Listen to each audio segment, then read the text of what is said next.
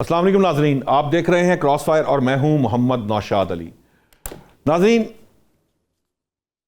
ہفتے کو پاکستان میں فورسز پر حملہ ہوا، ایک لیفٹیننٹ جنرل شہید ہو گئے، ایک ساتھی ان کے ساتھ شہید ہوئے۔ پھر اس کے بعد ہفتے اور اتوار کی درمیانی رات پاکستان نے افغانستان کے 3 صوبوں پر 7 فضائی حملے کیے۔ اس کے نتیجے میں کم و بیش 100 دہشت گرد جو ہے وہ جہنم واصل کیے گئے۔ حکومت کا موقف یہ ہے، وزارت اطلاعات کا جو فوراً سوشل میڈیا پہ ایک ٹویٹ سامنے آیا، ان کا موقف یہ ہے کہ یہ وہ لوگ تھے جو وہاں پر دہشت گردی کے منصوبے بناتے ہیں، ٹریننگ کرتے ہیں، وہاں سے دہشت گردی پاکستان میں ایکسپورٹ کرتے ہیں اور یہاں ہماری معصوم شہریوں اور سیکیورٹی فورسز کی جو ہے وہ جانیں لیتے ہیں۔ اب معاملہ یہ ہے کہ اگرچہ کہ افغانستان یہ کہہ رہا ہے کہ جی وہ اپنا حق محفوظ رکھتا ہے جواب دینے کا، لیکن جو پاکستان نے اپنا حق دفاع استعمال کیا وہ اس لیے ضروری تھا کہ پاکستان ایک عرصے سے نہ صرف پاکستان سفارتی سطح پر بلکہ آپ کو یاد ہوگا کہ آج سے 1.5 سال قبل پرائم منسٹر نے بھی بڑے کلیئر کٹ وارننگ کے ساتھ افغانستان کو یہ کہا تھا کہ وہ اپنا قبلہ درست کر لے، یہ دہشت گردی کو روکے۔ پھر جو ہمارے فیلڈ مارشل ہیں انہوں نے بھی واضح الفاظ میں یہ وارننگ دے چکے ہیں افغانستان کو۔ پھر اقوام متحدہ سے لے کر دنیا بھر کے تمام جو دہشت گردی سے متعلقہ ادارے ہیں، جو سیکیورٹی سے متعلق ادارے ہیں، وہاں پر جو ہے ان کی رپورٹس میں یہ واضح طور پر جو ہے وہ لکھا ہوا ہے، وہ بتاتے ہیں کہ جو افغانستان ہے اس وقت وہ دہشت گردوں کی ہماج گاہ بنا ہوا ہے۔ کئی درجن تنظیمیں جو ہیں وہاں پر ٹریننگ حاصل کر رہی ہیں، وہاں سے دہشت گردی صرف پاکستان نہیں اور بھی دیگر ممالک میں ایکسپورٹ کر رہی ہیں، ان کو وارننگز دی جا رہی ہیں، ان کو بتایا جا رہا ہے۔ پاکستان نے سرحد بند کر دی، پاک افغان ٹریڈ بند ہو گئی، یہاں سے تمام افغانیوں کو جو ہے وہ اپنے وطن واپس بھیجا گیا۔ صرف اس کی جو ریزنز تھی وہ یہی تھی کہ وہ جو دہشت گردی یہاں ہو رہی ہے اس کے اندر افغانی نہ صرف ملوث ہیں بلکہ خود کچھ بمبار ہوں، حملہ آور ہوں، تشکیلوں کی شکل میں آئیں، یہ سیکورٹی فورسز پر حملے کریں۔ یہ سب کارروائیاں جو ہیں افغانستان سے کی جاتی ہیں، لیکن افغان حکام جو ہیں وہ ماننے کو تیار نہیں ہیں۔ وہ اسے جسے کہہ لیجئے کہ یا شاید دو ایک معاملات ہو سکتے ہیں۔ ایک وجہ تو جو بتائی جاتی ہے وہ یہ ہے کہ چونکہ تحریک طالبان پاکستان ہوں یا دیگر اس طرح کی اسلامی جہادی تنظیمیں جو وہاں پر اپنی روٹس بنائے ہوئے ہیں، وہ انہوں نے افغان طالبان کو اپنا وطن واپس لینے میں جو مدد کی، اس کے بعد آئیڈیالوجیکلی جو نظریہ ایک ہونے کی وجہ سے وہ ان کو کچھ کہہ نہیں سکتے۔ اگر وہ کچھ کہنے کی کوشش کرتے ہیں تو ان کو ریٹیلیشن کا سامنا ہے، اور وہ ڈرتے ہیں کہ کہیں ایسا نہ ہو کہ وہ ان کے خلاف ہو جائیں اور افغان طالبان حکومت جو اس وقت ہے عبوری حکومت، وہ جو ہے نا اس کا تختہ الٹ دیا جائے۔ دوسری جو معاملہ ہے وہ یہ ہے کہ شاید کہیں یہ بات اگر کی جائے کہ وہ چاہتے ہیں کہ ایسا کر لے لیکن ان کی صلاحیت ہی نہیں ہے، کیونکہ ان کے پاس نہ وسائل ہیں، نہ ایکسپرٹیز ہیں، نہ ہی ان کی اس طرح کی ٹریننگ ہے۔ تو ہر دو صورت کے اندر پاکستان ان کو یہ آفر کرتا رہا ہے کہ آپ یہ کام چھوڑ دیں، دہشت گردی کا کوئی مذہب نہیں ہوتا، افغانستان میں جتنے بھی دہشت گرد تنظیمیں ہیں ان کے خلاف کارروائی کر رہے ہیں، ورنہ ایک وقت آئے گا کہ یہ آپ کے خلاف اٹھ کھڑی ہوں گی کیونکہ یہ کسی کے لائل نہیں ہوتے۔ اور دوسری صورت یہ ہے کہ اگر آپ کے پاس صلاحیت نہیں ہے تو پاکستان کے پاس دنیا کی بہترین افواج موجود ہیں، سیکورٹی فورسز ہیں، ہم ایک عرصے سے اس ناسور سے لڑ رہے ہیں، ہماری ٹریننگ ہے، ہم اس کو کنٹرول کرنا جانتے ہیں، ہم پہلے اسے ختم کر چکے ہیں ایک بار۔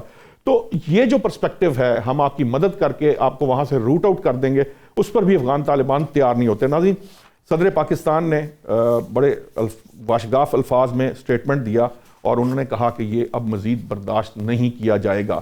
ہماری سیکورٹی فورسز بھی یہ بات کہہ چکے ہیں، D G I S P R بھی بارڈر سے لے کر تمام معاملات کو وہاں سے کس طرح معاذ چاہتا ہوں کیسے تشکیلیں آتی ہیں پاکستان پر حملہ آور ہوتی ہیں، یہ ساری باتیں جو ہیں یا پوری دنیا کے سامنے ہیں، کسی سے ڈھکی چھپی نہیں، پوری دنیا کو پاکستان ثبوت فراہم کر چکا ہے، نہ صرف افغانستان کی دہشت گردی کے معاملات کے ثبوت بلکہ اس کے ساتھ جو پیچھے جو بھارت موجود ہے، جو فتنہ الہندوستان ہے، وہ کس طریقے سے ان کی مدد کر رہا ہے، اس کے ثبوت بھی دنیا کے سامنے رکھے جا چکے ہیں۔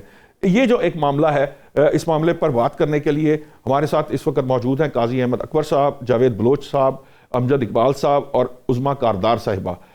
ناظرین، میں سب سے پہلے چاہوں گا جاوید بلوچ صاحب، میں آپ کے پاس آتا ہوں۔ یہ جو آپ نے دیکھا کہ صدر زرداری صاحب نے بھی سٹیٹمنٹ دیا، ہمارے ہاں سے مسلسل بیانات بھی آ رہے ہیں، جو ہمارے اسٹیٹ منسٹر ہیں انٹیریئر کے، انہوں نے بھی بات کی ہے، طلال چودھری صاحب نے بھی، جو ہماری انفارمیشن منسٹری ہے اس کا بھی بیان آیا، جو وزیر دفاع ہیں ان کی بھی، انہوں نے بھی اس معاملے پہ بات کی، بات سب کر رہے ہیں. اب معاملہ یہ ہے کہ یہ اس کو آخر پاکستان کس طرف لے کے جا سکتا ہے؟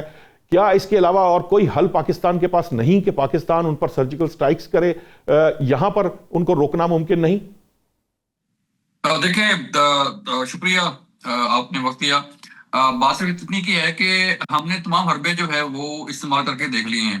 ہم نے ڈوزیر دیے، ہم نے بائی لیٹرل جو ہے وہ گفتگو کی، ٹاکس ان سے ہوئی، انہیں شواہد فراہم کیے گئے، ان دہشت گردوں کے نام دیے گئے، ان کے ٹھکانے بتائے گئے، لیکن افغان طالبان کی جو عبوری حکومت ہے انہوں نے بالکل اس پہ کان نہیں دھرا اور کوئی سنجیدگی کا مظاہرہ نہیں کیا.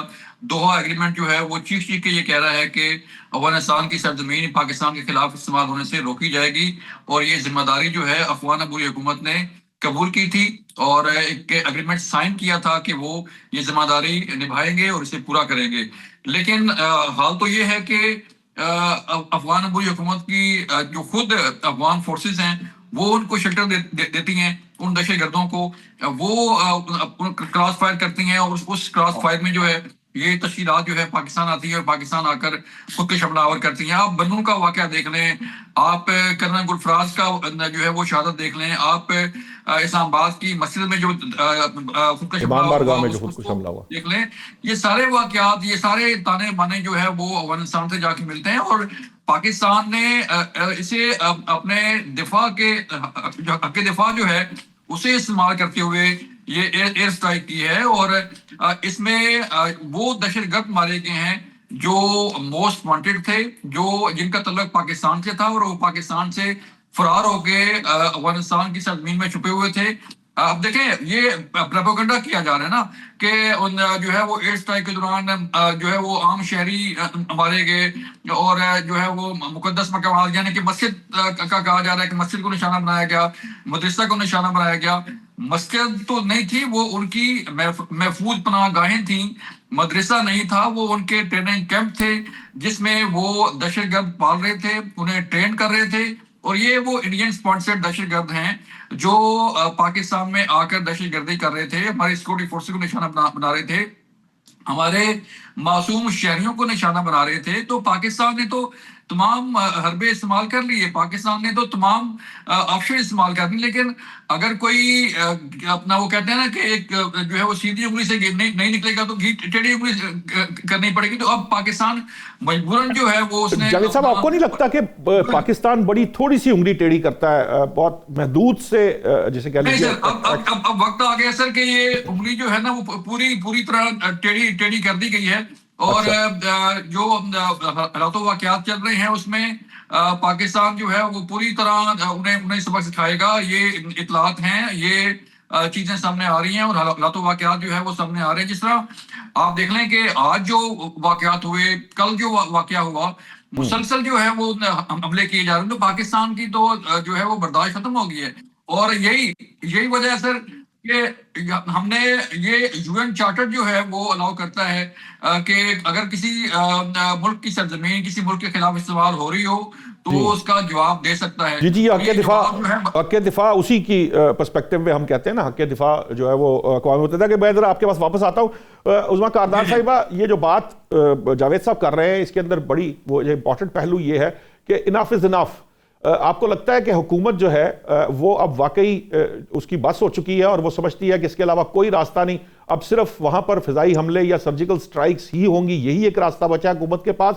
اور کیا آنے والے وقتوں میں مزید ایئر سٹرائکس ایکسپیکٹڈ ہے؟ جی بسم اللہ الرحمن الرحیم، بہت شکریہ آپ نے مجھے انوائٹ کیا. دیکھیں 4 دہائیوں تک ہم نے مہمان نوازی کی افغانیوں کی، اور ہم نے ان کو اپنا انفراسٹرکچر جو ہے وہ اس میں شیئر کیا، ان کو اپنی لیے جو ہے ہم نے تنگی رکھی اور ان کو ہم نے اکوموڈیٹ کیا. اب مسئلہ یہ ہے کہ اس وقت بہت افسوسناک سچویشن ہے کہ جو افغانستان میں اس وقت حکومت ہے وہ انڈیا کے ہاتھوں میں کھیل رہی ہے، اور انہوں نے جو پاکستان نے ان کے اوپر کئی دہائیوں سے احسانات کیے وہ یکسر انہوں نے ہوا میں اڑا دیے ہیں, یا مجھے نہیں سمجھ آ رہی کہ ان کو کیا لالچ دیا ہے بھارت نے کہ وہ بالکل ہی کھلونا بن گئے, پروکسی بن گئے بھارت کی. وہاں پہ ہم نے بڑے جو ہیں بغلیں بجائی تھیں جب طالبان حکومت آئی تھی, ہم بڑے خوش بھی تھے. دیکھیں ہم نے ان کو کئی دفعہ متنبہ کیا, کئی دفعہ ان کو ہم نے جا کے بات چیت کرنے کی کوشش کی, ہمارے وفود وہاں پہ گئے, ان کو کہا, بارہ کہا کہ جی آپ کی سرزمین سے یہاں پہ ری گروپنگ ہو رہی ہے اور وہاں سے اٹیکس ہوتے ہیں اور حملے ہوتے ہیں اور را اس میں شامل ہے. ان کے کان پہ جو نہیں رنگی. آپ نے دیکھا کہ وہ ان کا وہاں پہ فارن منسٹر انڈیا گیا ہوا تھا جب یہ وہاں پہ یہ ہم ان کو یہ کہہ رہے تھے. اب پاکستان جو ہے وہ ایک ایٹمی طاقت ہے اور ہم ایک ذمہ دار ملک ہے. ہم چاہتے ہیں کہ ہم اپنے تمام ریجن میں ایک سب کے ساتھ ہم امن اور ایک اسٹیبلٹی کے ساتھ آگے چلیں, لیکن اگر اس طرح سے ہماری زمین پہ انہوں نے حملہ متواتر یہ لوگ کرتے رہے, انہوں نے اپنی سرزمین سے نہ صرف یہ فیسیلیٹیٹ کرتے ہیں, وہاں پہ ان کی جو ساری ٹریننگ کیمپس وغیرہ ہیں وہ کس کے اجازت سے لگے ہوئے. ظاہر ہے کہ وہ جو حکومت ہے افغانستان میں اس کی نالج کے بغیر تو نہیں یہ معاملہ چل رہا نا. تو وہ ایڈرز ہیں, وہ بیٹرز ہیں, اور وہ مسلسل اپنی افغانستان کی سرزمین سے ہمارے پہ جو اٹیکس ہو رہے ہیں, ہماری معصوم جانوں کا ضیاع ہو رہا ہے, ہمارے اتنے جوان جو ہیں ہماری افواج کے وہ جوان جہان لوگ شہید ہو رہے ہیں. مطلب ہے کہ آپ کس طرح سے یہ برداشت کر سکتے ہیں؟ ہمیں we have a right to self defence, اور ہماری انٹیلیجنس ایجنسیز جو ہیں وہ بیسٹ ان دا ورلڈ ہیں, ہماری افواج بیسٹ ان دا ورلڈ ہے. ان کو یہ تو ہمارے نزدیک نہیں لگتے, ان کو تو ابھی ہوش آ جائے گی. ان کو جب ہم نے سبق سکھایا نا 2-3 دفعہ تو ان کے ہوش ٹھکانے آ جائیں گے. یہ ہمارے سامنے کھڑے نہیں ہو سکتے. ابھی یہ خام خواہ یہ دیدہ دلیری اور ہلا شیری کر رہے ہیں بیٹھ کے بھارت کے اکسانے پہ. ابھی تو یہ جو ہم نے جو یہ انٹیلیجنس بیسڈ آپریشن کیے ٹارگیٹڈ, جہاں پہ ان کے ٹی ٹی پی کے کیمپس تھے وہیں پہ ٹریننگ کیمپس تھے, وہیں پہ ہمارے ایئر فورس نے جا کے ٹارگٹ کیا ہے اور ان کو ختم کیا ہے. کوئی اس طرح سے وہاں پہ کولیٹرل ڈیمیج بھی نہیں ہوا. ہماری بڑی پریسائز قسم کی اسٹرائکس, اور یو این چارٹر جو ہے وہ ہمیں اس کی اجازت دیتا ہے کہ اگر ہمارے اوپر کوئی اٹیک کرے تو ہمیں حق ہے اپنے سیلف ڈیفینس کا, اور ہم کریں گے انشاءاللہ. یہی سوال عظمیٰ صاحبہ, میرا سوال یہی تھا, جواب دیا تھا. سوال یہی تھا جو ہے وہ آپ مجھے بتائیں کس کھیت کی مولی ہے. سوال یہی تھا کہ کیا اب ہمارے یہ طے ہو چکا ہے پالیسی لیول کے اوپر کہ اگر وہاں سے دہشت گردی دوبارہ پاکستان میں ہوئی تو پاکستان جو ہے وہ یہ اٹیک کرتا رہے گا اور وہ جو ہے وہ افغانستان کو نیوٹرلائز کر کے رہے گا؟ آپ نے دیکھ لیا جی, وہ جب اگر دیکھیں ہم کیسے اجازت دے سکتے ہیں؟ نہیں, اجازت کی بات نہیں کر رہا میں, کہہ رہا ہوں کہ یہ فیصلہ جب دل کرے آ کے تو ہمارے لوگوں کو وہ ان کے جان و مال جو ہے وہ اس کو جو اس کو اٹیک کر کے تو ڈسٹروائے کرے, ہم اجازت دے ہی نہیں سکتے. اور ہمارے پاس بہترین دنیا کی فوج ہے, ہماری طرف کوئی میلی آنکھ اٹھا کے تو دیکھے, بار بار متنبہ کیا ہے, بار بار ان کو جا کے ہم نے وارننگز دی, لیکن ان کے کان پہ آپ جو نہیں رنگ رہی. ہمیں ہمارے پاس یہی واحد طریقہ رہ گیا ہے. ٹھیک ہے قاضی صاحب, عظمیٰ کاردار صاحبہ کہتی ہیں کہ یہی ایک واحد طریقہ ہے. بات تو ویسے ان کی کسی حد تک درست نہیں آپ کو لگتی, کیونکہ پاکستان نے اپنی تمام ایفرٹس جو ہیں وہ پٹ کی ہیں, چاہے وہ ڈپلومیٹک سطح پہ ہوں, چاہے وہ سربراہان کی سطح پہ ہوں, چاہے وہ دوست ممالک کو انوالو کر کے اس کو افغانستان کو سمجھانے کی کوشش ہو, چاہے وہ دنیا کے سامنے ثبوت رکھنے کا معاملہ ہو, یو این ہو, یو این ایس سی ہو, یا دیگر جو ٹیررزم ریلیٹڈ ادارے ہیں خاص طور پر جو یو ایس کے اندر ہیں یا دیگر ممالک میں ہیں جو فائیو آئیز ہیں, یہ ساری ایفرٹس پاکستان نے کر کے دیکھ لیا. اب اس کے علاوہ پاکستان کے پاس یقیناً کوئی چارہ نہیں ہے. آپ کو لگتا ہے کہ پاکستان یہ اب درست ٹریک پر ہے, یہ ٹھیک کر رہا ہے؟ بسم اللہ الرحمن الرحیم. رشاد صاحب بہت شکریہ آپ کا. دیکھیں اس ایشو کے 2 زاویے ہیں, ان کو سمجھنا بڑا ضروری ہے. ایک تو اس کا ہسٹورک پہلو ہے جس کو آپ کسی طریقے سے بھی قطع نظر نہیں کر سکتے. وہ یہ ہے کہ انفارچونیٹلی ہماری ہی غلط پالیسیز کی وجہ سے جب ہم نے گڈ طالبان اور بیڈ طالبان اور گڈ کاپ اور بیڈ کاپ کا ایک کھیل کھیلا, تو اس میں ہم نے ہی ان لوگوں کو اس ٹائم پہ مضبوط کیا اور پھر آج یہ ہمیں ہی ڈسنے نکل پڑے ہیں. اب سوال تو یہ پیدا ہوتا ہے کہ اصل جو پرابلم ہے وہ ہے کراس بارڈر ٹیررزم کا. دیکھیں چاہے ایک سویلین مرے یا ایک فوجی سپاہی مرے یا ایک فوجی جرنیل مرے، مرتا تو پاکستانی ہے، مرتا تو مسلمان ہے. تو ہم بطور نیشن اس چیز کا مکمل بھائی صاحب وہ اختیار تو رکھتے ہیں کہ رمضان ہم میں بھی اپنے اٹیک کرنے سے self باز defense نہیں میں آتے، رمضان جب میں بھی ہم اٹیک چاہیں کرتے ہیں. ہم اس میں ریٹیلیٹ کریں، جب ہم چاہیں ہم اپنے سیلف ڈیفense میں نکلیں اور ہم اپنی بارڈرز کو سیکیور کریں.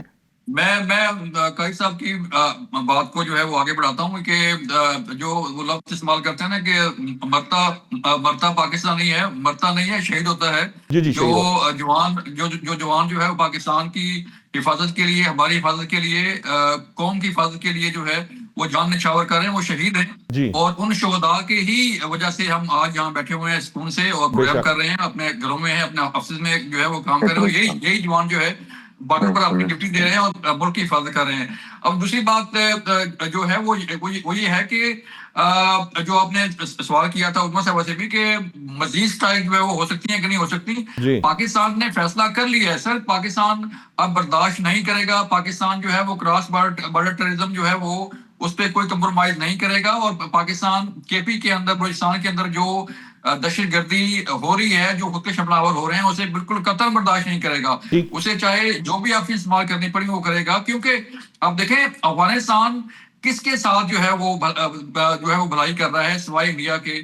ازبکستان کی گورنمنٹ جو ہے وہ اس کے بارے میں بھی جاوید صاحب کہتے ہیں کہ کچھ لوگ جو ہے نا انڈیا والوں کو بھی پتہ چل جائے گا کہ افغانی کیا ہیں یا افغانستان اپنی جو مہمان نوازی یا میزبانی کا کیا صلاح دیتے ہیں. کچھ عرصہ ساتھ چلیں گے تو پتہ چل جائے گا. پاکستان نے تو بہت بھگتا ہے. قاضی صاحب آپ اپنا بات مکمل کیجئے، مجھے ذرا بریک کا کہا جا رہا ہے لیکن آپ اپنی بات پہلے مکمل کر لیجئے. تو میں عرض یہ کہہ رہا تھا کہ اس کے دو پہلو ہیں. ایک تو ہسٹورک پہلو ہے. دیکھیں کولڈ وار سے یہ سلسلہ شروع ہوا اور اس کے بعد پھر یہ مشرف صاحب کا دور آیا. ہم لوگ اس کو اس ٹائم پہ وار آن ٹیررزم کہتے رہے. ہم نے اپنے لوگ شہید کروا دیے، ہم نے اپنا $75 ارب کا نقصان کروا دیا. اور اس کے بدلے پاکستان کو کیا ملا؟ اس کے بدلے پاکستان کو ملی کلاشنکوف. اس کے بدلے پاکستان کو ملا ایک ایسا کلچر کہ جس کو آج تک آپ کہہ سکتے ہیں کہ وہ ایک ایسا کینسر تھا جو پاکستان کو لگ گیا اور آج تک ہم اس کے خلاف لڑ رہے ہیں. مجھے اب خوشی اس بات کی ہے کہ چلے دیر آئے درست آئے. یہ بہت اچھی ریٹیلیشن ہے. یہ بہت، وہ کہتے ہیں defence is the best defines. یہ جو ہم کرنے جا رہے ہیں یہ بیسٹ ہے. لیکن میرا یہاں پہ صرف ایک چھوٹا سا یہ اعتراض ہے کہ ہمیں یہ ضرور دیکھنا چاہیے کہ بہرحال ہر چیز کا آخر جو سلوشن ہوتا ہے وہ نیگوشیشنز پہ آتا ہے. ہمیں بہتر یہ ہے کہ ابھی ہم نے جس طریقے سے بڑے کیلکولیٹڈ سٹرائکس کیے، زبردست طریقے سے ہم نے سٹرائکس کر لیے، ہم نے ان کی جگہ جا کر ہٹ کی، سب ٹھیک ہو گیا. لیکن اب آگے امپورٹنٹ چیز یہ ہے کہ اب جو اس کا جو فالو اپ ہے وہ بڑا امپورٹنٹ ہے. اس کو ڈپلومیٹیکلی ہینڈل کرنا پڑے گا. دنیا کو یہ بتانا پڑے گا کہ انڈیا اس میں انوالوڈ ہے. دیکھیں طالبان کی رجیم اس ٹائم جو ہے وہ بیسیکلی فائنینشیل کرانچ میں ہے. ان کو پیسہ چاہیے. ان کو پیسہ کہاں سے فنل ہو رہا ہے، وہ پیسہ کن ملکوں سے چینل ہو کے ان تک پہنچ رہا ہے. وہ یہ اب تو بڑی کلیئرلی یہ چیز واضح ہو چکی بھی ہے کہ انڈیا ہر چیز کے پیچھے موجود ہے. اب انڈیا جو انٹرنیشنلی پاکستان کو نقصان دینے کی کوشش کر رہا ہے تھرو افغانستان، ہم نے اس کا بھی مقابلہ کرنا ہے. اس کے لیے ہم نے اپنے بارڈر کو سیکیور کرنا ہے اور ساتھ میں ہم نے جو ان کے ملک کے اندر جو ایسے کیمپس چل رہے ہیں ان کو یقیناً ہم نے ہٹ کرنا ہے. اور اپنے ملک کے سیلف ڈیفنس کے لیے ہم نے کسی قسم کی کوئی کسر نہیں چھوڑنی. بہرحال جو ڈپلومیسی ہے اس کو ہم نے چلانا ہے، اس کو ہم نہیں روک سکتے. ٹھیک. یہ ویسے قاضی صاحب پاکستان ہی نے اسٹیبلش کیا ہے کہ یہ جو دہشت گردی ہو رہی ہے اس کے پیچھے بھارت ہے. یہ جو فائنینشیل ٹیررزم ہے یہ بھی، اس میں بھی انڈیا انوالو ہے. یہ سارے ثبوت جو ہے پوری دنیا کو دیے گئے ہیں. اگرچہ کہ دنیا پہلے اس کو تسلیم نہیں کرتی تھی لیکن جب سے کینیڈا والا معاملہ ہوا، امریکہ کے اندر انہوں نے ایکسٹرا جوڈیشل کلنگ والی کوشش کی، وہاں پر ٹارگٹ کلنگ کی، دوسرے ممالک میں کی، آسٹریلیا میں ہوا، کچھ مشرق وسطیٰ کے ممالک میں جو ان کی جس طرح سے یہ را آپریٹ کر رہی ہے وہ انرتھ ہوا. تو کافی حد تک دنیا کی آنکھیں کھل چکی ہیں لیکن اس کو کھولنے میں پاکستان کا بڑا کردار ہے. یہ جو عظمیٰ صاحبہ چھوٹا سا شارٹ سا جواب میں چاہوں گا کہ یہ جو جس اسپیکٹ کی طرف بات کی ہے قاضی صاحب نے، کیا حکومت کی اسٹریٹجی ہے انٹرنیشنلی، کس طرح پاکستان یہ اسٹیبلش کرنے میں کامیاب ہو پائے گا کہ یہ جو کچھ افغانستان پاکستان میں کروا رہا ہے اس کے پیچھے انڈیا ہے، اور اس کے ثبوت کس طریقے سے فراہم کیے جائیں گے دنیا کو؟ देखिए रशाद, आपको पता है कि पूरी दुनिया में इंडिया ने लॉबिंग कर करके ये बावर कराया हुआ था हर एक को कि हम टेररिज्म एक्सपोर्ट करते हैं और क्रॉस बॉर्डर टेररिज्म का सारा इल्जाम हमारे ऊपर वो धर देते थे। अब उनकी जितना जो बयानिया है ना भारत का, वो पिट गया है। वो पिट गया है क्योंकि लोगों को पता चल गया कि सबसे बड़े जो दहशतगर्द हैं वो लोग खुद हैं, जो उन्होंने पूरे खालिस्तान में और पूरे जो सिख लीडरशिप है पूरी दुनिया में, उनको जिस तरह उनका अजीत दोवल कहता है हम घुस घुस के मारेंगे। अब यहाँ पे भी इनकी जो अफगानिस्तान में जो स्ट्रेटेजी चल रही है ना, ये अगर हम भारत जो हमसे 5 गुना ज्यादा बड़ा है उसको हमने शिकस्त फाश दी है, उसको हमने जो है वो ऐसा उसको हमने सबक सिखाया है कि उनकी पुश्तें याद करेंगी। तो अफगानिस्तान तो उनके मुकाबले में कुछ भी नहीं है ना, वो तो ये बात और ये गिदड़ भपकियां कर रहे हैं उसकी शय पे। ये ठीक है, लेकिन असल मामला हमने मुंह तोड़ जवाब दिया और डिप्लोमेटिकली अब हमारा बयानिया चल रहा है। अब डिप्लोमेटिकली ना भारत का चल रहा है ना अफगानिस्तान का चलेगा, क्योंकि अफगानिस्तान में तो वैसे ही ह्यूमन राइट्स वायलेशंस इतनी हो रही हैं, जो खवातीन के साथ जो बच्चियों के साथ वहां पे हो रहा है वो पूरी दुनिया देख रही, पूरी दुनिया उसके खिलाफ है। हम उनको बल्कि सपोर्ट करते थे, लेकिन उन्होंने तो बिल्कुल ही जिसे कहते हैं गुंडागर्दी पे उतर आए। एक तो वैसे ही अपने लोगों को जो है उन्होंने भूखा नंगा रखा हुआ है, वहां पे जो बच्चियों को तालीम तक वो देने से महरूम उन्होंने किया हुआ है। ऊपर से ये इन्होंने ये तमाशा शुरू किया हुआ है कि अपने सरजमीन से पाकिस्तान पे वो जो अटैक्स करवाते हैं और उनको फैसिलिटेट करते हैं। इससे क्या हासिल होना है उनको? इनसे कुछ भी नहीं हासिल होगा। डिप्लोमेटिकली भी हम स्ट्रांग हैं और काइनेटिकली भी हम अल्हम्दुलिल्लाह स्ट्रांग हैं। हम अगर 2-4 हमने और इस तरह की जो की कार्रवाइयां, तो ये इनका तो मलिया मेट हो जाएगा ना। तो हम तो सबूतों के साथ निकल रहे हैं। हम तो कह रहे हैं कि भाई हमने तो दहाइयां इनकी मेजबानी की है, किसने और की है? क्या मेजबानी? पॉइंट आ गया मुझे। 35 लाख अफगान रेफ्यूजीज को किसने संभाला है इतना अरसा? ये सारे फैक्ट्स कौन को पता है? उस्मा साहिबा, मुझे ब्रेक का कहा जा रहा है। नाज़रीन, ब्रेक से जब वापस आएंगे तो जरा थोड़ी सी बात करेंगे लोकल पॉलिटिक्स की। जो अपोजिशन इस वक्त लीडर हैं उनकी प्राइम मिनिस्टर से मुलाकात और पीपल्स पार्टी इत्तेमाद में लिया है नहीं लिया। पाकिस्तान तहरीक इंसाफ जो है उन्होंने सुप्रीम कोर्ट के बाहर प्रोटेस्ट किया है। इस प्रोटेस्ट से क्या हासिल हो पाएगा या आइंदा की स्ट्रेटजी क्या है लोकल पॉलिटिक्स के ऊपर, हम आगे देखने वाले चंद दिनों में हमें क्या मिलेगा, उस पर उसका अहाता करेंगे। नाज़रीन, लेते हैं अभी ब्रेक।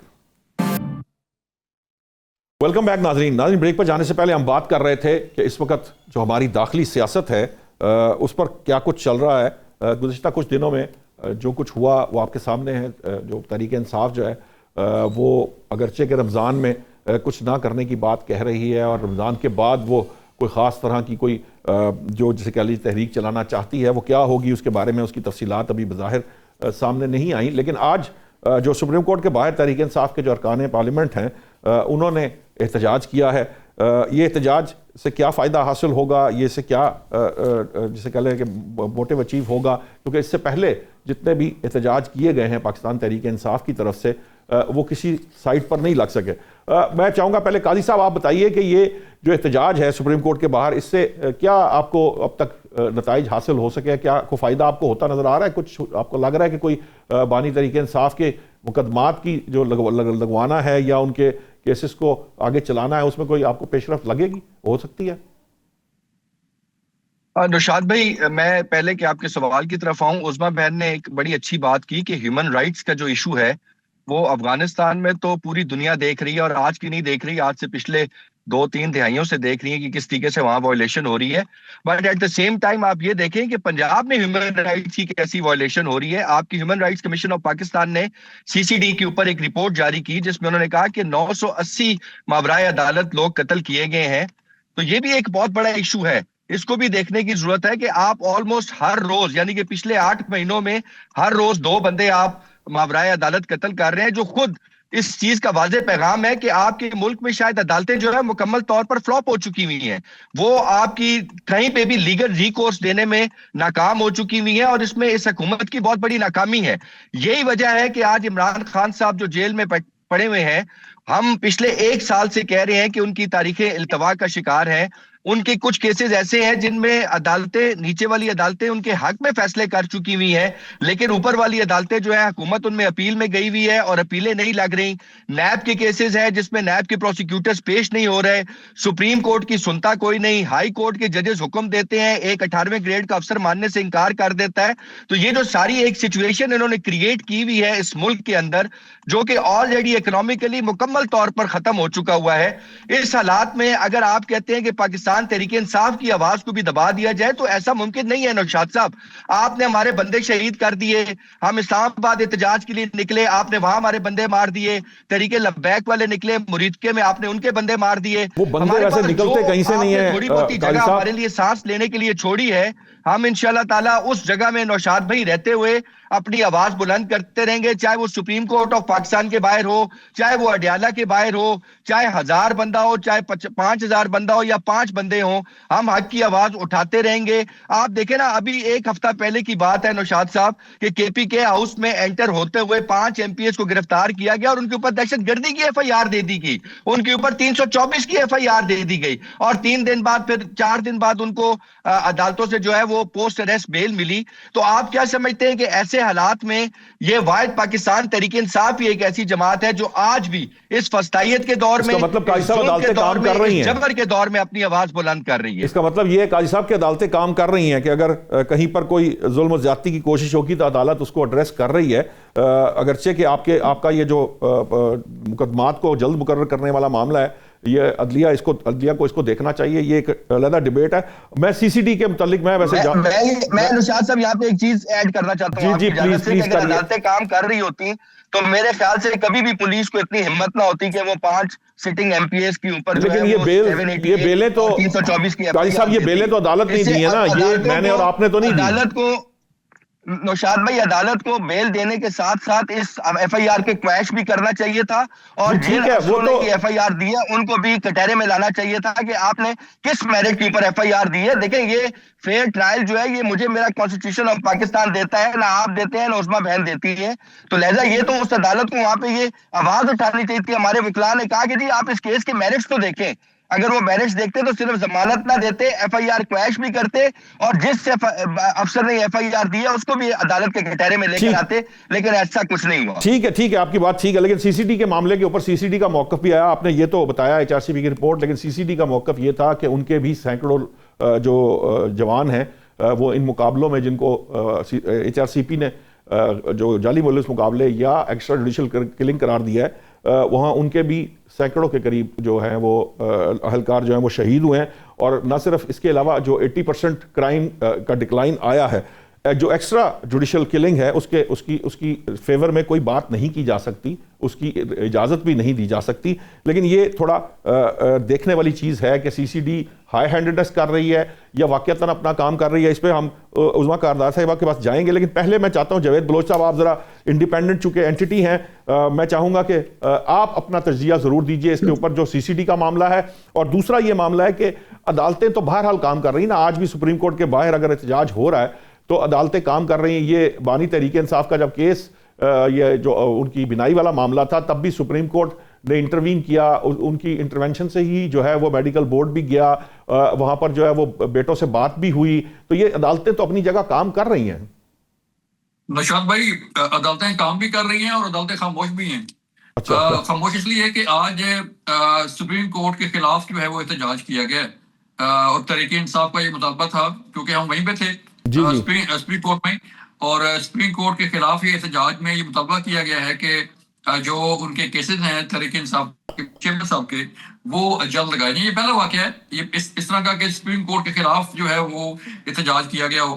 یہ احتجاج چند لمحے جو ہے وہ تھوڑی دیر جو ہے وہ رہا، اور پھر جو ہے وہ لوگ وہاں سے ڈسپرس ہو گئے اور وہاں سے چلے گئے. لیکن معاملہ یہ ہے کہ ایک طرف تو تحریک انصاف کے دوست کہتے ہیں کہ ہمیں عدالتوں پر اعتماد نہیں ہے، عدالتیں کام نہیں کر رہی، اور پھر وہی عدالتوں سے جو ہے وہ ریلیف بھی مانگا جا رہا ہے، اور وہی جا کے جو ہے وہ ریٹ بھی دائر کی جاتی ہے، اور وہیں سے جو ہے اب آپ نے یہ کہا کہ فرینڈ آف کورٹ بھی جو ہے وہ سپریم کورٹ نے مقرر کیا تھا اور جنہوں نے جا کے جو ہے وہ وہاں پہ ملاقات کی اور ملاقات کے بعد جو ہے وہ رپورٹ دی کہ ان کی آنکھ جو ہے وہ خراب ہے، اور یہ بھی انہوں نے کوٹ اینڈ کوٹ کہا کہ انہوں نے کہا کہ باقی بانی صاحب نے بھی فرمایا کہ باقی سارے کام چھوڑ دو، میری جو ہے وہ میرا کھانا بھی ٹھیک ہے، بیرک بھی ٹھیک ہے، سب کچھ ٹھیک ہے، لیکن میری آنکھ کا کچھ کرو۔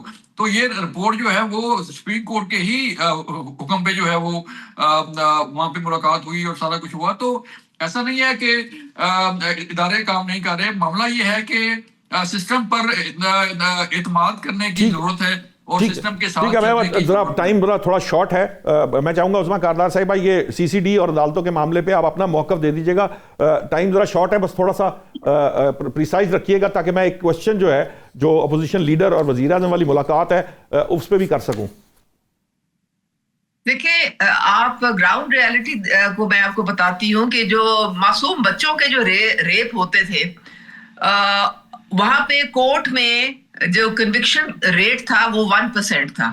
وہ ساری جو ایویڈنس جو ضائع کر کے ملی بھگت کر کے اور وہ پہلی پیشی میں وہ نکل کے تو وہ مجرم نکل جاتا تھا اور دوبارہ پھر وہی قصہ شروع ہو جاتا۔ نہ ہماری خواتین سیف، نہ ہمارے بچے سیف، کوئی سیف نہیں تھا، کرائم ریٹ اتنا بڑھ گیا تھا۔ اب الحمدللہ دیکھیں 25 ڈسٹرکٹ میں ہمارا کرائم ریٹ جو ہے وہ 0 ہو گیا ہے۔ سی سی ڈی جو ہے وہ کیا ہے، اس کا یہ ہے کہ بھئی آپ جب ایک دیکھتے ہیں کہ ایک کرائم ہے تو آپ اس کو پکڑتے ہیں اور اس کو آپ پھر عدالت لے کے آتے ہیں اور اس طریقے سے لے کے آتے ہیں کہ وہ عدالت سے بچ نہ پائے، اسی لیے کرائم ریٹ جو ہے وہ کم ہوا ہے۔ ان کے اپنے بھی بہت لاسز ہوئے ہیں۔ دیکھیں ہمارے جو ابھی جو ہمارا سسٹم عدالتی سسٹم ہے اس میں بہت زیادہ ریفارمز کی ضرورت ہے۔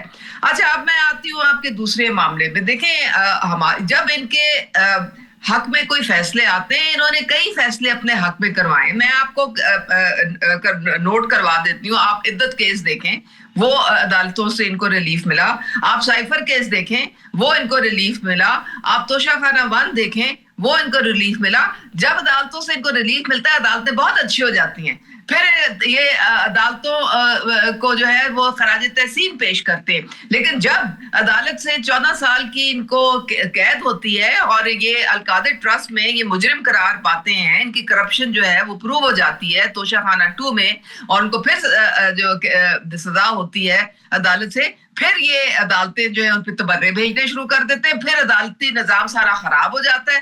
تو یہ پرانی عادت ہے نا ان کی کہ جس الیکشن کا بھی یہ حال ہے، جہاں جس سیٹ سے یہ جیت جائیں گے وہاں سے فری اینڈ فیئر الیکشن ہے، جہاں سے ہار جائیں گے وہ دھاندلی شدہ ہے۔ تو یہ ان کا وتیرہ ہے، تو اس لیے ان کا کچھ نہیں کیا جا سکتا۔ 5 لوگ ان کے نکلتے ہیں، 10 لوگ ان کے نکلتے ہیں، پھر یہ کہتے ہیں کہ جی ہمارے خلاف آپ کارروائیاں کریں، کوئی ان کے خلاف کارروائیاں نہیں ٹھیک ہے۔ بس اب ٹائم میرے پاس، عظمیٰ صاحبہ میں چاہوں گا کہ آپ اس پہ بھی تھوڑا سا کمنٹ کر دیجئے، سوائے این آر او کے مانگنے کے اور ان کو کام ہی کوئی نہیں ہے۔ ٹھیک ہے، میں چاہوں گا ان کا اب ہمیں نہیں سمجھ آتی کہ یہ کس رخ کون پارٹی چلا رہا ہے، کون یہ۔ عظمیٰ صاحبہ ٹائم تھوڑا سا شارٹ ہے، مجھے ایک سیگمنٹ اور کرنا ہے، میں آپ چاہوں گا کہ صرف ایک سوال کا آپ بھی یہیں سے جواب دے دیجئے، شارٹ سا جواب دیجئے گا۔ پیپلز پارٹی کو ابھی تک جو ہے نا وہ اس کی اطلاع نہیں دی گئی، جو اپوزیشن لیڈر اور پرائم منسٹر کے درمیان متوقع ہے ملاقات، تو آپ کو لگتا ہے کہ آپ پیپلز پارٹی کو اعتماد میں لینے کے بعد پرائم منسٹر ملاقات کریں گے یا ملاقات کرنے کے بعد اعتماد میں لیں گے پیپلز پارٹی کو؟ یا مجھ سے پوچھ رہے ہیں؟ جی آپ سے میں کہہ رہا ہوں جلدی سے ذرا اس کا جواب دے دیجئے، میں باقی صاحبان سے بھی پوچھ لوں تاکہ پھر مجھے ایک سیگمنٹ کرنا ہے۔ پیپلز پارٹی ہماری اتحادی ہے اور جو بھی ملاقات ہوئے گی اپوزیشن لیڈر سے، مجھے آپ کی پوری طرح سمجھ نہیں آئی بات کی، لیکن جو تھوڑی بہت سمجھ آئی ہے، جو بھی باتیں ہوں گی وہ ان کانفیڈنس لے کے ہم اپنے جتنے بھی الائنس پارٹنرز ہیں ہم ان کو لے کے تو آگے بڑھیں گے، اور اپوزیشن کے جو لیڈر ہیں ان سے اگر بات چیت ہوتی ہے تو یہ بھی ایک خوش آئین ڈیولپمنٹ ہے، وہ بھی ہونی چاہیے۔ ہمارے پرائم منسٹر نے تو بارہا ان کو انوائٹ کیا کہ آئیں ہمارے ساتھ بیٹھیں، بات چیت کریں، ملک میں آپ اور کچھ نہیں تو آپ پوائنٹ ایجنڈے پہ ہمارے ساتھ آ کے بیٹھ جائیں۔ ٹھیک ہے، پوائنٹ آ گیا۔ میں چاہوں گا کہ جاوید صاحب آپ جواب دیجئے، یہ جو ملاقات ہو رہی ہے آپ کو لگتا ہے کہ اس ملاقات کا فائدہ یہ ہو سکتا ہے؟ ملاقات نشاط بھائی، ملاقات یہ ہونی ہے اور یہ آئندہ چند دنوں میں یہ ملاقات ہوگی، اور اس میں اپوزیشن لیڈر کے جو ہے وہ مشاورتی عمل بھی جو ہے وہ کیا جا رہا ہے، لیکن پیپل پارٹی کو بتانے کی ضرورت نہیں ہے. ہمارے جو نون لیگ سے بات ہوئی اور جو باقی لوگ جو ہے جب اسلام آباد میں جو چیزیں چل رہی ہیں کہ اپوزیشن لیڈر جو ہے وہ پارلیمنٹ کا حصہ ہیں اور ان سے ملاقات کرنا یا ملاقات کے لیے بلانا یا پارلیمنٹ کے اندر جو ہے وہ ہینڈ شیک کرنا، اس میں پیپل پارٹی کے ساتھ مشاورت کرنا یا اس سے پرمیشن لے کے ملاقات کرنے کی ضرورت نہیں ہوتی. یہ ایک روٹین کی ملاقات ہے. اس میں کیونکہ ظاہری بات ہے اپوزیشن لیڈر کا جو عہدہ ہے وہ ایک اہم عہدہ ہے پارلیمنٹ کے اندر، وہ پارلیمنٹ کا حصہ ہے. میرا سوال جاوید صاحب یہ تھا کہ اس ملاقات کے بعد جو تحریک تحفظ آئین پاکستان نے ایک ایجنڈا دیا تھا، آپ کو یاد ہوگا، جس میں الیکشن ریفارمز بھی تھیں، جس میں دیگر فنڈامنٹل انہوں نے کہا تھا یہ ریفارمز کی بات ہے اوورال ملک کے اندر، جس میں پی ٹی آئی یا پی ٹی آئی کے مطالبات نہیں تھے. آپ کو لگتا ہے کہ اس معاملے کو آگے بڑھانے میں کوئی ہیلپ ہوگی پرائم منسٹر سے ملاقات کے بعد، اور کوئی مذاکرات جو ہیں وہ آگے بڑھیں گے کوئی؟ اس کے بعد تو کوئی کسی قسم کی ہل جل ہمیں کہیں نظر نہیں آئی. دیکھیں یہی ہمارا آنسر یہی چیز ہے کہ جب کچھ لوگ بیٹھتے ہیں، جب کوئی ملاقات ہوتی ہے تو پھر چیزیں آگے بڑھتی ہے نا. تحریک انصاف کا آپ کو یاد ہے کہ تحریک انصاف کے ساتھ جب مذاکرات ہوئے تھے، مذاکرات شروع ہوئے، کمیٹی نے بات چیت کی، پارلیمنٹ کے اندر جو ہے وہ ملاقاتیں ہوتی رہی، لیکن آخری وقت میں تحریک انصاف کے بانی چیئرمین نے جو ہے وہ جو مذاکرات وہ ختم کر دیے. اب تحریک تحفظ آئین پاکستان جو ہے اس کے پلیٹ فارم پہ یہ مذاکرات کرنے کی جو ہے وہ کوشش کی جا رہی ہے. اب مزے کی بات یہ ہے کہ تحریک انصاف جو ہے وہ اس چیز میں شامل نہیں ہے. اس ساری جو اس کا مینڈیٹ ہے وہ تحریک تحفظ آئین پاکستان کے پاس ہے کہ مذاکرات کب کرنے ہیں، کیسے کرنے ہیں، اور احتجاج جو ہے وہ کب کرنا ہے، کیسے کرنا ہے. یہ بھی مینڈیٹ جو ہے وہ خان صاحب نے دیا ہوا ہے کو. تو اب بات یہ آگے بڑھ رہی ہے کہ بات چیت ہوگی، بیٹھیں گے تو پھر بات آگے نکلے گی. لیکن اگر تحریک انصاف کا کوئی ایجنڈا دیکھا جائے تو اس میں آئی ڈونٹ تھنک کہ جو ہے وہ محمود خان چکدئی جو ہے وہ خان صاحب کا کوئی ایجنڈا ٹو کریں گے. دیکھیں پارلیمنٹ کے ہاؤس کے اندر بھی دھرنے دیے گئے، کے پی ہاؤس کے باہر بھی جو ہے وہ دھرنا دیا گیا. ٹھیک ہے جاوید صاحب، آپ کا پوائنٹ آ گیا. میں معذرت چاہوں گا، میرے پاس وقت بہت کم ہے، مجھے ایک سیگمنٹ اور کرنا ہے. آپ کا بہت بہت شکریہ قاضی احمد اکبر صاحب. جاوید بلوچ صاحب آپ کا بھی بہت شکریہ.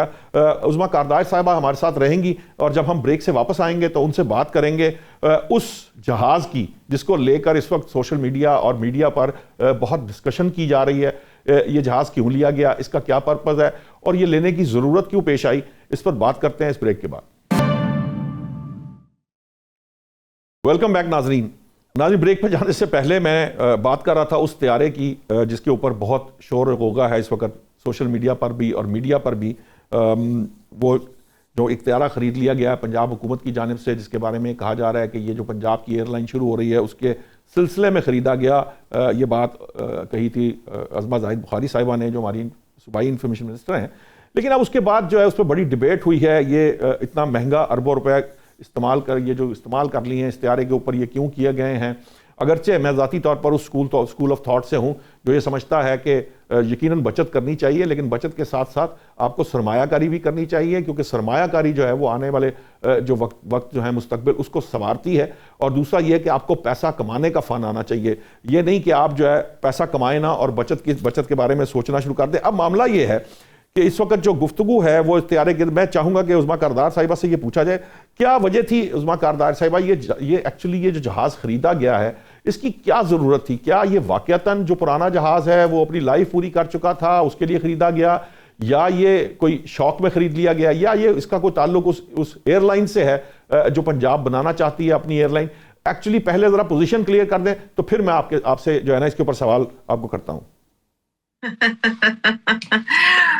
دیکھیں کیوں واویلا کیوں مچتا ہے؟ واویلا تب مچتا ہے جب ایک جو لیڈر ہے وہ بہت اچھا پرفارم کر رہا ہو اور اس کی پرفارمنس کو آپ میچ نہ کر سکیں تو کوئی آپ ایک نقطہ نکال لیتے ہیں جسے پھر آپ وہ ایک جسے کہتے ہیں نا اس کے خلاف پروپیگنڈا آپ نے شروع کرنا ہوتا ہے اور آپ نے لوگوں کو نا اکسانا ہوتا ہے کہ دیکھیں یہ ہو گیا تو وہ ہو گیا. بھئی آپ بات سمجھنے کی یہ لوگ کیوں نہیں کوشش کرتے ہیں؟ जितने भी हमारे चीफ मिनिस्टर्स हैं या बाकी दुनिया में होते सरबराह होते हैं, उन सब के पास इस तरह का एक छोटा तैयारा होता है।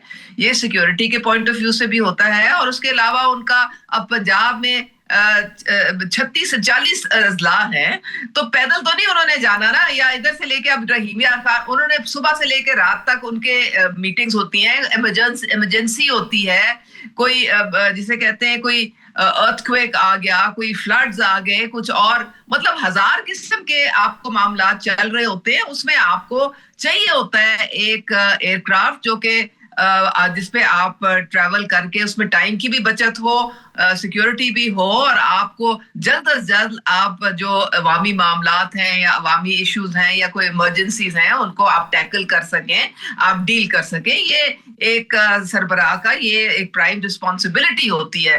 तो मुझे समझ नहीं आती कि इसमें अचंभे की क्या बात है। अब पिछला जो जहाज था वो तकरीबन 20-25 साल पुराना हो चुका था। जब एक जहाज या गाड़ी भी फॉर दैट मैटर पुरानी होती है तो मेंटेनेंस में बहुत ज्यादा पैसे लगते हैं, स्पेयर पार्ट्स लाने में, करने में, मेंटेन करने में। कई दफा तो वो उसकी कॉस्ट से ज्यादा बढ़ जाता है। तो इस बेहतर अब इसी गाड़ियां भी इसी तरह जब आप लेते हैं तो आप उनको रिप्लेनिश करते हैं। आप एक बहुत पुरानी जब हो जाती है तो उसको फिर आपका कहने का मतलब ये वो सीएम का वो त्यारा है जो पुराना हो गया था, अब उसको रिप्लेस किया। इसका उस एयरलाइन से कोई ताल्लुक नहीं है जिसके बारे में कहा गया था। नहीं, देखें, एयरलाइन से इसका कोई ताल्लुक नहीं है, क्योंकि ये एक एग्जीक्यूटिव त्यारा है। एयरलाइन और चीज होती है, वो कमर्शियल होती है, ये एग्जीक्यूटिव त्यारा है। अगर सीएम साहिबा चाहें तो वो इसको चार्टर्ड फ्लाइट्स के लिए अगर वो देना चाहें तो ये उनकी सवाबदीद है, लेकिन ये एज सच कमर्शियल एयरलाइन का हिस्सा नहीं होता। तो इसलिए, लेकिन ये जरूरी नहीं है कि आप इसको लीज पे नहीं दे सकते हैं। आप लीज पे और जो इस्तेमाल करना चाहे या जो पेमेंट कर सकता है इसकी, आप उसको दे सकते हैं, और उससे रेवेन्यू आ सकता है, उससे इनकम आ सकती है, और इसका जहाज की अपनी कीमत जो है ये खुद पूरी कर सकता है। तो ये तो लायबल बनाने वाली बात होती है। इसमें कोई कदर नहीं है कि इसको किसी और चीज के लिए आप इस्तेमाल नहीं कर सकते। कोई अगर बहुत अमीर कोई कंपनी है या कोई सेठ है या कोई और बाहर से डेलीगेट्स आ रहे हैं या कोई और इस तरह से मामला होता है और वो कहेंगे जी हमने ये इस्तेमाल करना है, इसका हम किराया दे देंगे, तो उनको हम लीज पे दे सकते हैं, चार्टर्ड जहाज वो लेके जा सकते हैं जहां उन्होंने जाना है। तो ये तो पूरी दुनिया में इसी तरह से होता है। मुझे समझ आती कि ये वाह में नहीं, लेकिन जो क्रिटिसिज्म है हो गई कि ये कमर्शियल एयरलाइन का हिस्सा नहीं बन सकता। ये नहीं वो ठीक है, आपकी बात कमर्शियल एयरलाइन का हिस्सा नहीं होने का। उनके वो जो एयरलाइन बनाई जा रही है उनके मकासद के लिए ये लिया गया। पहले ये बात कही गई थी जो कि मेरे हिसाब से दुरुस्त नहीं थी। लेकिन अब ये बताइए कि असल में क्रिटिसिज्म इसलिए होता है कि जब आपके लाखों बच्चे स्कूल से बाहर हों, आपके यहाँ गुर्बत जो है वो मौजूद हो, आपके यहाँ अनएम्प्लॉयमेंट बहुत ज़्यादा हो, तो आपकी जो तरजीह है ये एक्चुअली प्रायोरिटी का मामला है कि वो कहते हैं कि प्रायोरिटीज़ के अंदर बजाय इसके कि आप लग्जरी जो लाइफ है, लाइफस्टाइल है, या आप लग्जरी चीज़ों की तरफ जाएं, आप वो पैसे जो हैं वो उन लोगों पर खर्च करें जो सेगमेंट ऑफ सोसाइटी जो है पंजाब के अंदर, जो पंजाब के लोग हैं उनको जो सहूलत मिलनी चाहिए, उनकी जो उनको राशन का बंदोबस्त करना है, उनकी तालीम का बंदोबस्त करना है, उनकी सेहत का बंदोबस्त करना है, यानी बुनियादी इंसानी ज़रूरत पूरी करने को तरजीह दी जानी चाहिए, ना कि ये इस किस्म के त्यारे खरीद के अरबों रुपए जो है वो ज़ाया कर दिए जाए। ये है वो क्रिटिसिज्म जो इस वक्त हो रहा है बेसिकली। चार देखें आप, पंजाब का बजट 4000 अरब है और उसका डेवलपमेंट का बजट 1200 अरब है। पंजाब एक बड़ा सेल्फ सफिशिएंट और खुशहाल सूबा है।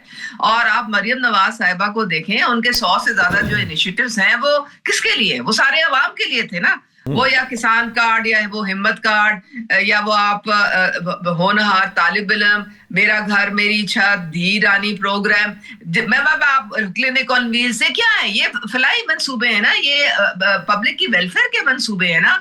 आप देखें अभी 40 अरब का तोहफा उन्होंने दिया है रमजान में, जो रमजान पैकेज है, और 40 अरब की जो है, और जो 3000 की वो थी कार्ड पे उनकी, वो 10,000 बढ़ा दी है। तो ये पैसा सारा अवाम की बेनिफिट के लिए। रोटी देखें आपकी 22 से उन्होंने 14 रुपए पे ले आया, आटा आपका सस्ता हो गया, आपके सहूलत बाजार उन्होंने, मतलब क्या चीज उनकी नजर से नहीं गुजरी, और कौन सा ऐसा शुबा है या डिपार्टमेंट है या एरिया है जहां पे उन्होंने وہ امپروومنٹ نہیں لائی اور جہاں پہ لوگوں کو فائدہ نہیں ہوا. آپ مجھے بتا دیں کوئی ایک چیز. آپ دیکھیں پہلی دفعہ ری ویمپ ہوئے ہمارے سارے ڈی ایچ کیوز, فری دوائیاں مل رہی ہیں, فری ٹریٹمنٹس مل رہی ہیں, آپ کی ہر طریقے سے سہولت. ایجوکیشن میں آپ کو دیکھیں 1 لاکھ ہونہار طالب علم کو اسکالرشپس مل گئے, لیپ ٹاپس مل گئے, ای بائکس مل رہی ہیں, ان کی جو اپ گریڈیشن ہو رہی ہے.